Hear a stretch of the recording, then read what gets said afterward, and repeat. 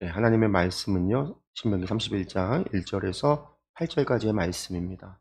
그 말씀 함께 봉독하겠습니다. 또 모세가 가서 온 이스라엘에게 이 말씀을 전하여 그들에게 이르되 이제 내 나이 120세라 내가 더 이상 출입하지 못하겠고 여호와께서 내게 이르시기를 너는 이 요단을 건너지 못하리라 하셨느니라. 여호와께서 이미 말씀하신 것과 같이 내 하나님 여호와께서 너보다 먼저 건너가사 이 민족들을 내 앞에서 멸하시고 내가 그 땅을 차지하게 할 것이며 여호수아는 내 앞에서 건너갈지라. 또한 여호와께서 이미 멸하신 아모리 왕 시온과 옥과 및 그 땅에 행하신 것과 같이 그들에게도 행하실 것이라. 또한 여호와께서 그들을 너희 앞에 넘기시리니 너희는 내가 너희에게 명한 모든 명령대로 그들에게 행할 것이라. 너희는 강하고 담대하라. 두려워하지 말라. 그들 앞에서 떨지 말라. 이는 내 하나님 여호와 그가 너와 함께 가시며 결코 너를 떠나지 아니하시며 버리지 아니하실 것임이라 하고, 모세가 여호수아를 불러 온 이스라엘의 목전에서 그에게 이르시되 너는 강하고 담대하라. 너는 이 백성을 거느리고 여호와께서 그들의 조상에게 주리라고 맹세하신 땅에 들어가서 그들에게 그 땅을 차지하게 하라. 그리하면 여호와 그가 내 앞에서 가시며 너와 함께 가사 너를 떠나지 아니하시며 버리지 아니하시리니 너는 두려워하지 말라. 놀라지 말라. 아멘.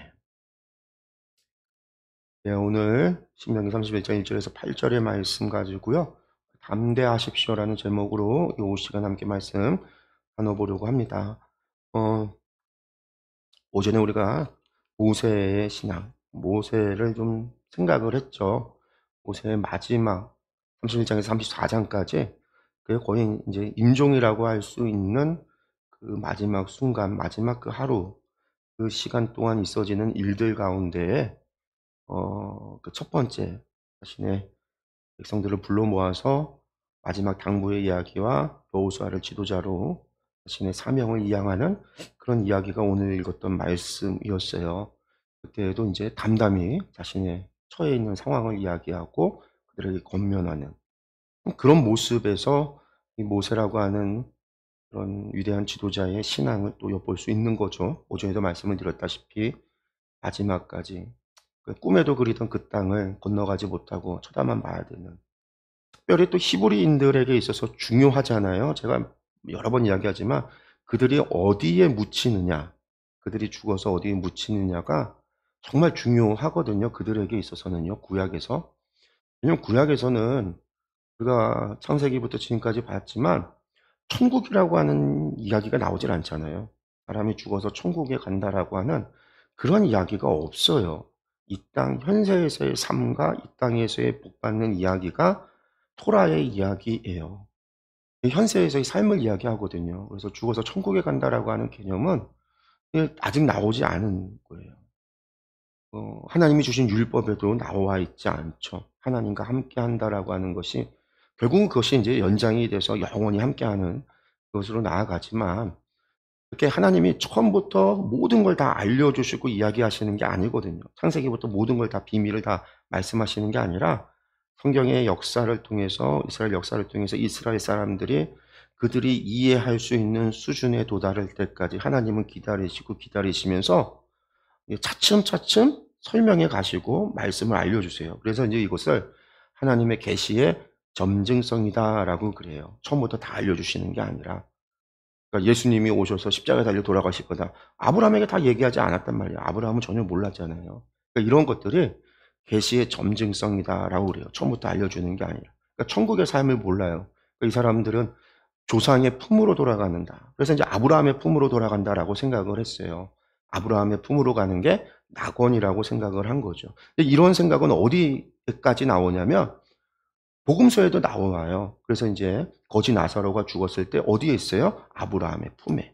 부자는 죽어서 저 수월 불목 가운데 있죠. 그러니까 아브라함의 품에 있다고 예수님이 비유로서 설명을 할 때 그런 말씀을 해요. 그러니까 아브라함의 품으로 돌아간다라고 하는 게 이스라엘 사람들이 가지고 있는 조상의 품으로 간다라는 거예요. 그게 그들의 사후세계인 거죠. 죽으면 조상의 품으로. 그게 구원을 받는 거라고 생각을 하는 거예요.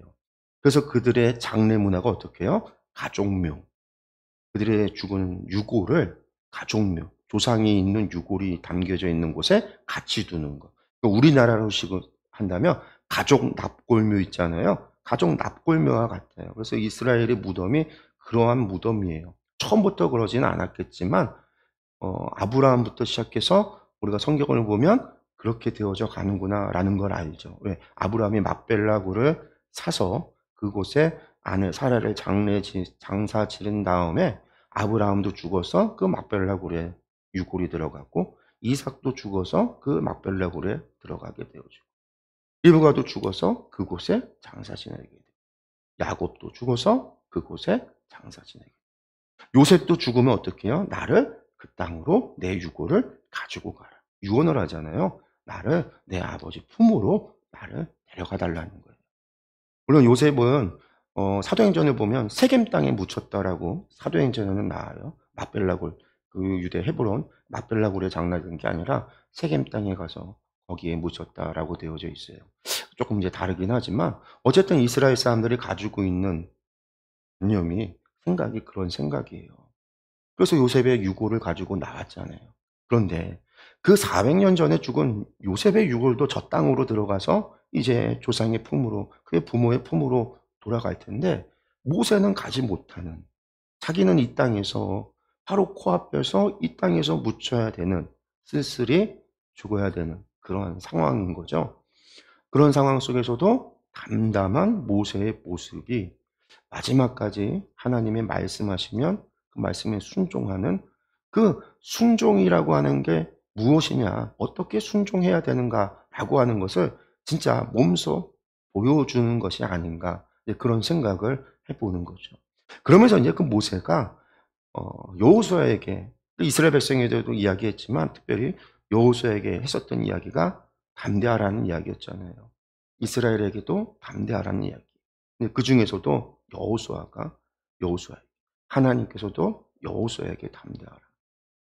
그래서 오후 시간에는 여호수아에게 담대하라고 하시는 하나님의 말씀, 또 모세가 이야기하는 그 담대함에 대한 이야기를 좀 해보려고 그래요. 여기 말씀에 보면 이 모세가 여호수아를 불러서 이제 이스라엘 백성들 앞에 세워서 강하고 담대하라, 그런 이야기를 해요. 그러면서 그들의 조상에게 주리라고 맹세한 땅에서 그들 땅을 차지하게 될 거다.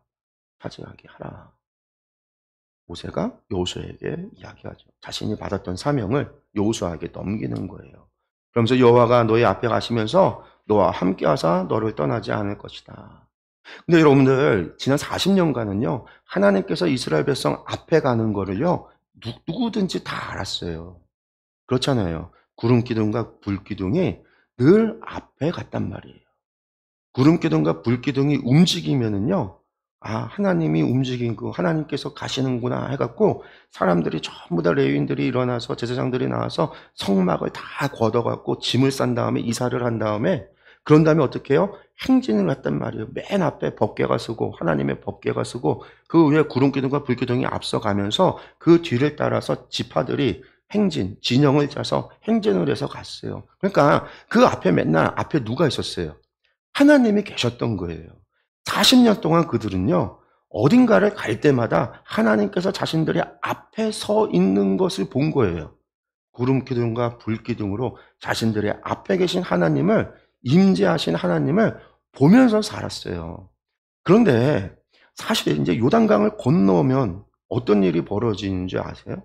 요단강을 딱 건너면 그때부터는 구름 기둥과 불 기둥이 없어져요.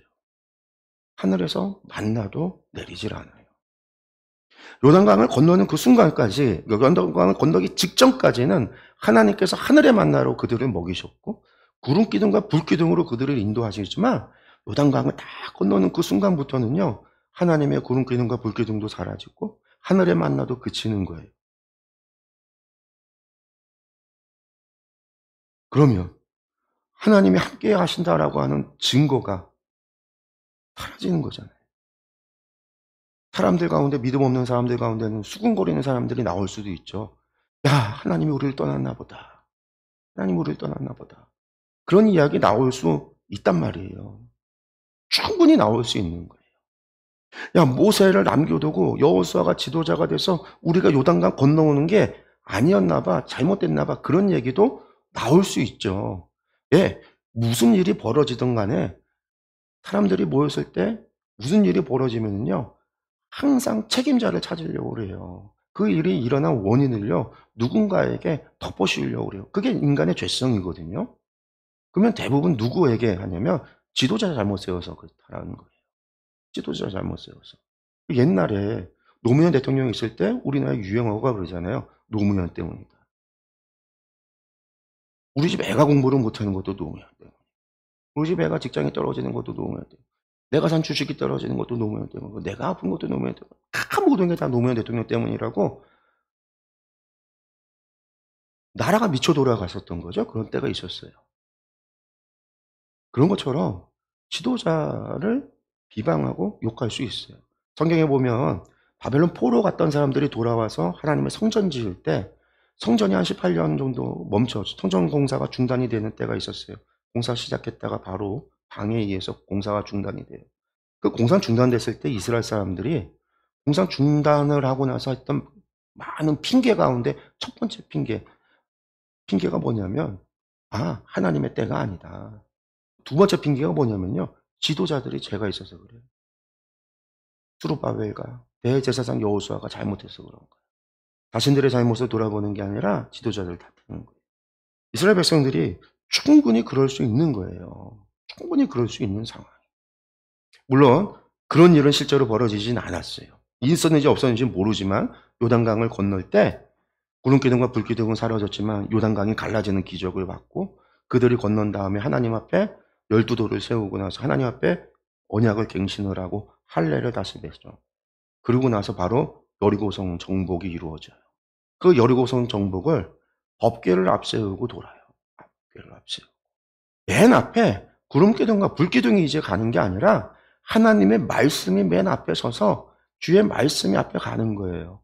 그 전에도 주의 말씀이 하나님의 언약인 법궤가 앞에 있을 때 하나님의 증거인, 하나님의 임재의 증거인 구름기둥과 불기둥이 보였지만, 지금 구름기둥과 불기둥이 보이지 않아도 주의 언약의 계약에 주의 말씀이 담겨 있는 법궤가 앞장서서 여리고성을 돌 때 결국은 무슨 일이 벌어지냐면 여리고성이 무너졌다는 거죠.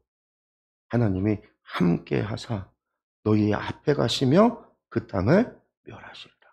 모세가 얘기했던 것처럼, 모세가 얘기가 아니죠. 하나님께서 모세에게 약속해 주셨던 것, 그것처럼 그대로 그 땅을 정복을 해요.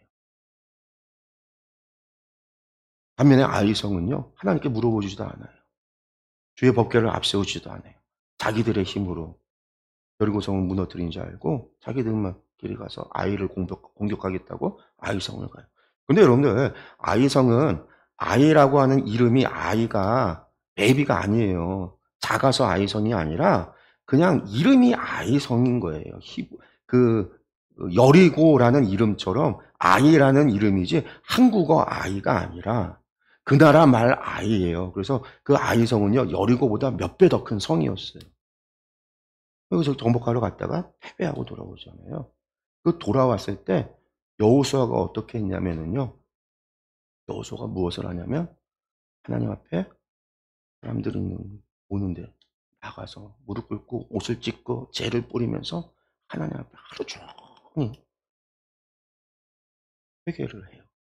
회개만 하는 게 아니죠. 하나님 왜 이 패배를 주셨냐. 근데 사실 큰 패배도 아니에요. 전쟁에서 패했지만 많은 사람이 죽지는 않았습니다.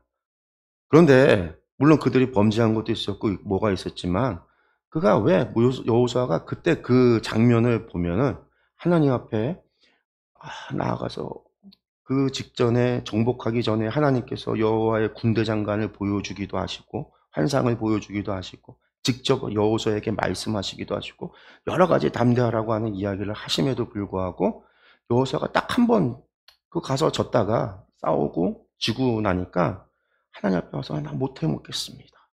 그런 거예요. 저는 할 수 없어요. 저는 안 되나 봐요. 저는 이걸 할 수가 없나 봐요. 그런 심정으로 앞에서 하나님 앞에 제를 부리면서 앉아서 기도하는 거죠. 그 장면의 모습이 말씀을 보면 그렇게 구체적으로 나오진 않지만 그 안에 은연중에 담겨 있는, 그러니까 여호수아라고 하는 사람이 마음이 그렇게 막 굳세고 담대하고 그런 사람은 아니었나? 그런 생각도 좀 들어요. 그 장면을 볼 때. 근데 그런 장면이 나올 수밖에 없는 이유 가운데 하나가 바로 그거예요. 하나님이 40년간 눈에 보이는 표적이 있다가 사라져 버렸기 때문에 구름 기둥도 불 기둥도 없고 만나도 내리지 않고 매 순간 하나님이 우리와 함께 하는가를 확인받을 수가 없는 거예요. 40년은 24시간을 확인할 수 있었어요. 언제든지 눈을 들어 하늘을 보면은요, 진중앙을 보면은요, 앞을 보면은요, 24시간 낮에는 구름, 밤에는 불, 24시간 하나님이 함께 한다는 걸 알 수가 있었어요. 매일같이 만나를 주셨고, 매일같이 하나님이 함께 한다는 걸 알 수 있었는데, 그 뒤로는 매일같이 함께 한다라는 걸 확증받을 수 있는 방법은 말씀에 순종할 때 결과로서만 알 수 있는 거예요. 여리고성이 무너지듯이. 하나님의 말씀에 믿음의 순종을 먼저 할 때 결과가 나타나는 거예요. 그러니 하나님께서 여호수아에게 더더욱 담대하라고 얘기한 게 아닐까? 오늘 말씀 보면은요. 뒤에 31장 23절의 말씀 보면은요. 요 말씀이 백성들 앞에서 한번 말씀 보겠습니다. 여호와께서 또 눈의 아들 여호수아에게 명령하여 이르시되 너는 이스라엘 자손들을 인도하여 내가 그들에게 맹세한 땅으로 들어가게 하리니 강하고 담대하라 내가 너와 함께하리라 하시니라. 요 말씀은요. 모세가 이양을 한 다음에요. 그 뒤에 하나님께서 정말 백성들 앞에서 이제는 여호수아에게 직접 말씀하시는 거예요. 여호수아에게 직접 명령하시는 거예요. 모세가 자신이 받은 사명을 여호수아에게 줬잖아요. 이제 여호수아에게 하나님께서 직접 이제 여호수아가 대표가 되는 거예요. 지도자가 됐다라는 거예요. 그때 하나님이 하신 얘기가 뭐냐면 너 땅으로 들어가라라는 거예요. 그러면 그리고 강하고 담대하게 해. 내가 너와 함께 할 테니.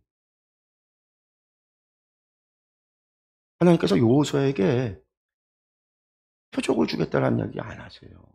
내가 구름 기둥으로 앞서갈게. 불 기둥으로 앞서갈게. 그런 얘기 안 하세요.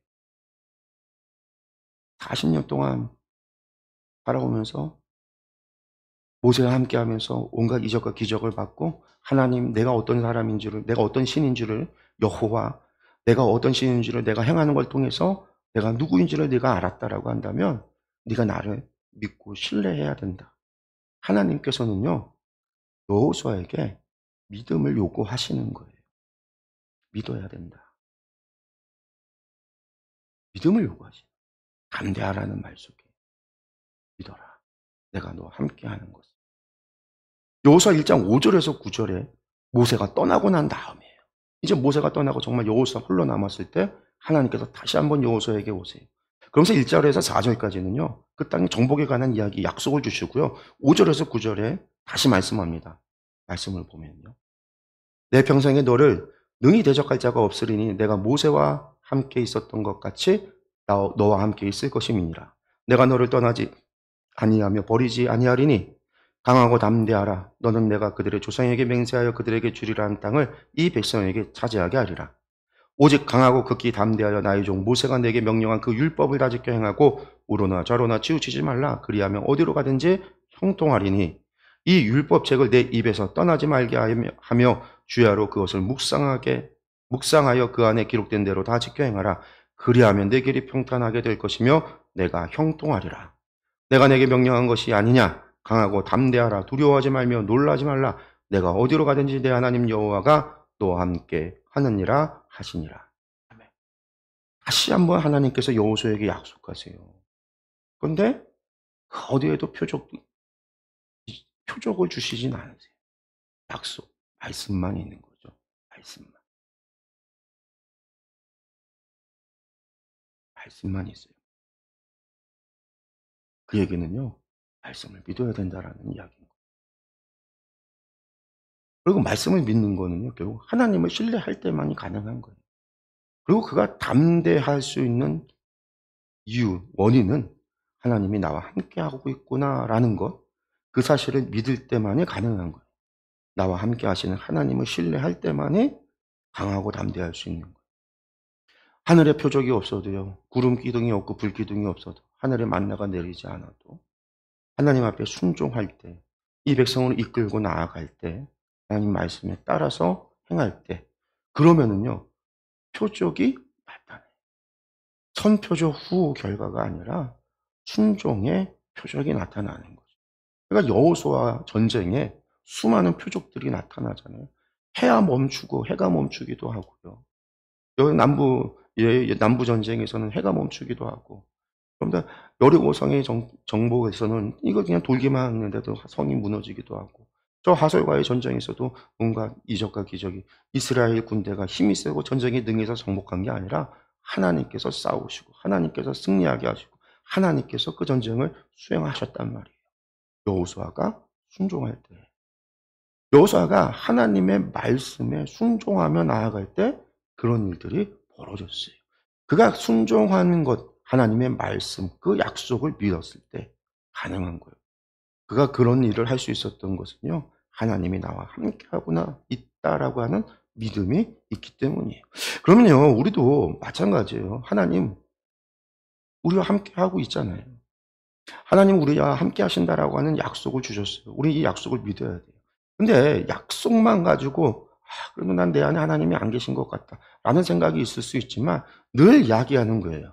여러분들 눈으로 보이는 표적이 없어도요, 내 안에 계신 성령님이 계신 거, 하나님이 나와 함께하고 있다라는 것을요, 우리는 믿어야 돼요. 그것이 증거가 있어요. 성경에 보면요, 성령이 아니고서는 그리스도를 주라 시인할 수 없다라고 분명히 사도 바울은 이야기했습니다. 우리가 진실로 예수님을 나의 주님으로, 하나님을 나의 주님으로 고백할 수 있는 것은, 신앙의 고백을 할 수 있는 것은 주님이 내 안에 계시기 때문에, 내가 성령님이 내 안에 계시기 때문에 내가 할 수 있는 것이지, 내가 잘 믿어서 되는 게 아니에요. 인간은 죄성이 있기 때문에 스스로 주인이 되려고 하지, 내가 주인이 되려고 하지, 내가 누군가의 종이 되려고 하는 사람은 아무도 없어요. 내가 누군가의 종이 된다? 누군가를 나의 주인으로 모신다? 여러분들 그것이 성령님이 내 안에 계실 때 가능한 거예요. 성령님이 내 안에 계실 때 오직 주님을 그리스도로, 내가 성령님이 내 안에 계시기에 우리가 예배를 드리고 하나님께 기도하고 하나님을 찬양하고 신앙의 고백을 하고, 또 기도 생활하지 못하는 것에 대해서 불편함이 있고 죄송한 마음이 있고 죄책감이 들고, 예배를 성수하지 못하는 것에 대해서, 드리지 못하는 것에 대해서 그러한 죄책감이 드는 것, 그 모든 게 성령님이 우리 안에서 근심하고 계시다라고 하는 사도 바울의 이야기, 우리 안에 계시다라는 증거잖아요. 사단이 우리 안에 있어서 야, 너는 내가 보니까 넌 정말 예배 좀 잘 들어야 되겠다, 그런 마음을 주는 게 아니란 말이에요. 인간의 죄인인, 본성이 죄인인 우리가 그런 마음을 가지지 않아요. 그것은 나가서 믿지 않는 자들, 하나님 모르는 사람들한테 물어봐서, 당신 오늘 주일인데, 주일은 예배하는 날인데 이렇게 예배 안 드리고 나와서 노는 거에 대해서 아무런 죄책감이 없으세요? 라고 물어보세요. 다 뭐라고 그러냐면 미친 사람 아니야. 당연히 그렇게 물어보죠. 죄책감을 느끼는 사람은요, 오직 성령님이 안에 계신 사람이에요. 그러니까 이것은 우리 안에 계시다라는 증거예요. 우리가 이 증거에 대해서 부정해서는 안 돼요. 그리고 이것에 대해서 우리가 확신을 가져야 돼요. 그리고 내 안에 계시다라고 하는 것은 이미 나는 누구라는 거예요? 하나님의 백성이라는 거예요. 하나님의 자녀라는 거예요. 하나님의 이미 구원받은 백성이라는 거예요. 하나님이 이미 나를 택하여 부르셔서 하나님의 자녀로 삼아 주셨다라는 거예요. 물론 그러한 나의 삶이 완벽할 수는 없어요. 완전할 수 없어요. 실수도 할 수 있고 죄를 지을 수도 있어요. 하나님 그거 모르시고 우리를 부르신 게 아니라고요. 오전에도 말씀을 드렸지만 아세요. 알기 때문에 뭘 주시는 거예요. 이스라엘에게는 회개의 기회를 주잖아요. 속죄제를 주시고 속건제를 주시고 번제를 주셨고 대속죄를 주셨고, 그들이 회개할 수 있도록 제사만 준 게 아니에요. 그들에게 회개하라고도 말씀하셨어요. 너희가 진심으로 회개하면 하나님 용서해 주시겠다. 제물과 바치지 않아도요, 하나님 앞에 제사를 드리지 않아도요, 속죄제를 안 드리고 대속죄를 안 드려도요, 요엘서를 보니까 너희가 진심으로 마음을 찢고 진심으로 하나님 앞에 회개하면 하나님께서 용서해 주신다라고 말씀하셨어요. 실제로 니느웨라고 하는 그 이방 나라 아수르, 그 니느웨는요, 율법을 몰라요. 제사하는 법도 몰라요. 그런데 그들이 금식하며 진심으로 회개하자 하나님으로부터 죄사함을 받았단 말이에요. 용서를 받았단 말이에요. 멸망할 그들이 구원함을 받았단 말이에요.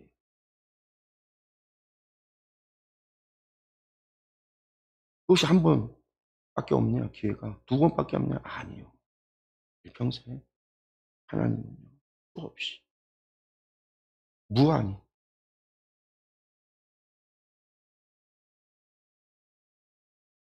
그러나 그 하나님의 그 무한한 사랑에 우리가 악용해서 죄짓고 회개하고 죄짓고 회개하고 죄를 짓기 위해서 회개하는 그러한 삶을 살아서는 안 되죠. 바울 사도가 분명히 그 얘기했어요. 그럴 수 없다. 죄가 많으면 은혜가 크니까 많은 은혜 받겠다고 죄를 더 많이 짓느냐? 그럴 수 없다라고 그랬어요.